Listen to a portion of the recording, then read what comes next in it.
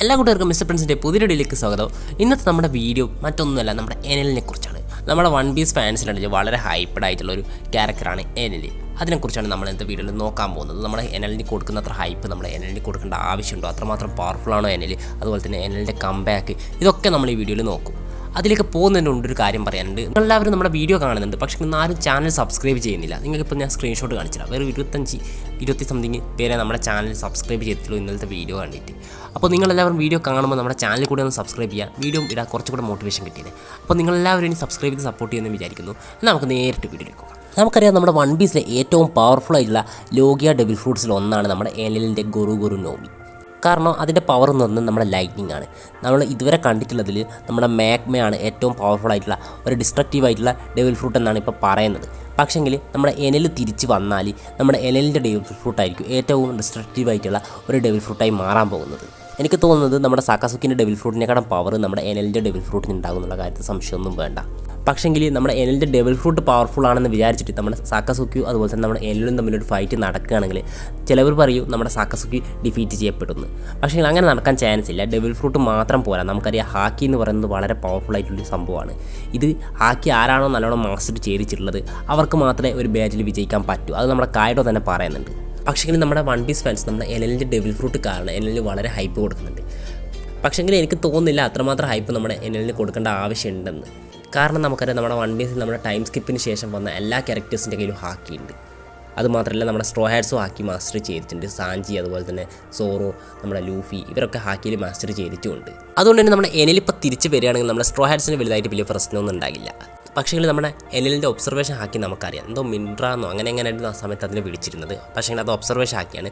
എനലിന് നമ്മുടെ കാറ്റഗറീനെ പോലെയൊക്കെ കുറച്ച് ഫ്യൂച്ചറൊക്കെ കണ്ട് പ്രിഡിക്റ്റ് ചെയ്യാൻ പറ്റും. പക്ഷേ അതും അത്ര അഡ്വാൻസ് ആയിട്ടുള്ളതാണോ എന്ന് എനിക്ക് തോന്നുന്നില്ല. നമ്മുടെ കാറ്റഗറീൻ്റെ ലെവലിലൊന്നും എത്തിയിട്ടുണ്ടാകുമെന്ന് എനിക്ക് തോന്നുന്നില്ല. അതുകൊണ്ട് തന്നെ നമുക്ക് എനലിനെ അധികം പവർഫുള്ളായിട്ട് കാണാൻ പറ്റില്ല. കാരണം എനലിൻ്റെ ഡെവിൾ ഫ്രൂട്ട് വളരെ പവർഫുള്ളാണ് നിങ്ങൾ പറയുന്നതുകൊണ്ട് ഞാൻ യോജിക്കുന്നുണ്ട്. പക്ഷേ നമ്മുടെ എനലിൻ്റെ ഹാക്കി എത്രമാത്രം പവർഫുള്ളാണ് എന്ന് നമുക്ക് പറയാൻ പറ്റില്ല. കാരണം നമ്മൾ അതിൽ കണ്ടത് നമ്മുടെ ഒബ്സർവേഷൻ ഹാക്കി മാത്രമാണ്. അതിനുശേഷം നമ്മുടെ ആർമമെൻറ്റ് ഹാക്കി ഉണ്ട്, അതുപോലെ കോൺഗ്രസ് ഹാക്കി, അത് നമ്മുടെ എനലിന് ഉണ്ടാകാൻ ചാൻസ് ഇല്ല. അതുകൊണ്ട് തന്നെ നമ്മുടെ എനലിന് എനിക്ക് തോന്നുന്നില്ല നമ്മുടെ വൺ പീസിൽ ഇപ്പോൾ ഉള്ളതിൽ നമ്മുടെ ടോപ്പ് ടേഴ്സ് ക്യാരക്ടേഴ്സ് ഉണ്ടാവില്ല, അവരെ ഒന്നും ഡിഫീറ്റ് ചെയ്യാൻ പറ്റുമെന്ന്. ഇത് എൻ്റെ അഭിപ്രായമാണ്. പിന്നെ നമ്മുടെ എനലി നമ്മുടെ സ്കൈപ്പി ആർക്കിന് ശേഷം നമ്മൾ കണ്ടിട്ടുണ്ട് നമ്മുടെ മൂണിലേക്ക് പോകുന്നുണ്ട്. അവിടെ എത്തിയതിനു ശേഷം എനൽ അവിടുത്തെ മൂൺ പൈററ്റ്സ് വെച്ച് ഫൈറ്റ് ചെയ്യുന്നുണ്ട്. അവരെ ഡിഫീറ്റ് ചെയ്തിട്ട് അവിടെയുള്ള റോബോട്ട്സിൻ്റെ പേരെന്നോട് മറന്നുപോയി. ആ റോബോട്ട്സൊക്കെ ഇപ്പം നമ്മുടെ എനലിൻ്റെ കൂടിയാണ്. നമുക്കറിയാം, നമ്മുടെ കവർ സ്റ്റോറി വായിച്ചവർക്കറിയാം എന്താണ് അവിടെ നടന്നതെന്ന്. ഇപ്പം നമ്മുടെ എനലി നമ്മുടെ സ്റ്റോറി ബേസ് ആയിട്ടുള്ളത് നമ്മുടെ മൂണിലാണ്. അപ്പോൾ ഒരു പക്ഷേ നമ്മുടെ എനലി നമ്മുടെ സ്റ്റോറിയിലേക്ക് തിരിച്ചു വരുമ്പോൾ ഇപ്പോൾ ഉള്ളത് നമ്മൾ സ്കൈപ്പി ആർക്കിൽ കണ്ടതിനെക്കാളും പവർഫുൾ ആയിരിക്കാൻ ചാൻസ് ഉണ്ട്. കാരണം മറ്റൊന്നുമല്ല, നമ്മുടെ എനൽ അവിടെ നിന്ന് ട്രെയിനിങ് ചെയ്ത് പവർഫുൾ ആയിട്ട് മാറിയിട്ടുണ്ടാകും. അതിനുശേഷം നമ്മുടെ എനലി നമ്മുടെ ഭൂമിയിലേക്ക് തിരിച്ച് വരികയാണെങ്കിൽ തന്നെ ഇപ്പോൾ നമ്മൾ സ്റ്റോറി കണ്ടിട്ടുള്ള പല ക്യാരക്ടേഴ്സിനും നല്ല രീതിക്കുള്ള ഫൈറ്റ് കൊടുക്കാൻ ചാൻസ് ഉണ്ട്. എന്നിരുന്നാലും കൂടി നമ്മുടെ എനൽ ഇപ്പം തിരിച്ച് വന്നിട്ട് നമ്മുടെ സ്റ്റോറിയിൽ വലിയ രീതിക്കുള്ള ഒരു ഇമ്പാക്റ്റ് ഉണ്ടാക്കുമെന്ന് എനിക്ക് തോന്നുന്നില്ല. പക്ഷേ എനലിൻ്റെ കംബാക്ക് ഉറപ്പാണ്. കാരണം നമ്മൾ കണ്ടിട്ടുണ്ട് എനൽ യൂസ് ചെയ്യുന്ന ഷിപ്പ് നമ്മുടെ എൽബാഫ് കണ്ട ആ പെയിൻറ്റിങ്ങിലുണ്ടായിരുന്നു. ഒരു പക്ഷേ എനൽ തൻ്റെ ഷിപ്പും കൊണ്ട് നമ്മുടെ മെയിൻ സ്റ്റോറിയിലേക്ക് തിരിച്ച് വരാൻ ചാൻസ് ഉണ്ട്. അങ്ങനെ വരികയാണെങ്കിൽ എന്തായാലും പൊളിച്ചേനെ.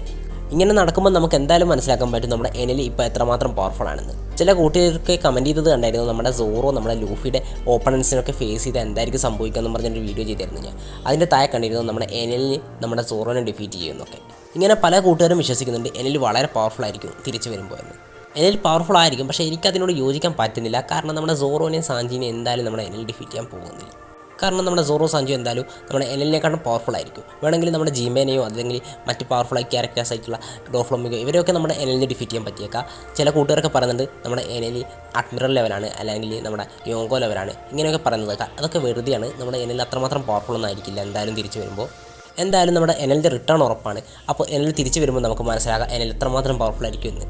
അപ്പോൾ ഞാൻ ഇന്നത്തെ എൻ്റെ വീഡിയോ ഇവിടെ അവസാനിപ്പിക്കുകയാണ്. നിങ്ങൾക്ക് വീഡിയോ ഇഷ്ടപ്പെട്ടിട്ടുണ്ടെങ്കിൽ ചാനൽ സബ്സ്ക്രൈബ് ചെയ്യുക, തൊട്ട് ബെല്ലൈക്കൺ അടിച്ച് ചെയ്യുക, ഓൾ നോട്ടിഫിക്കേഷൻ സെറ്റ് ചെയ്ത് നോക്കുക. മറ്റൊരു വീഡിയോ കാണുന്നവരെ ബൈ ബൈ.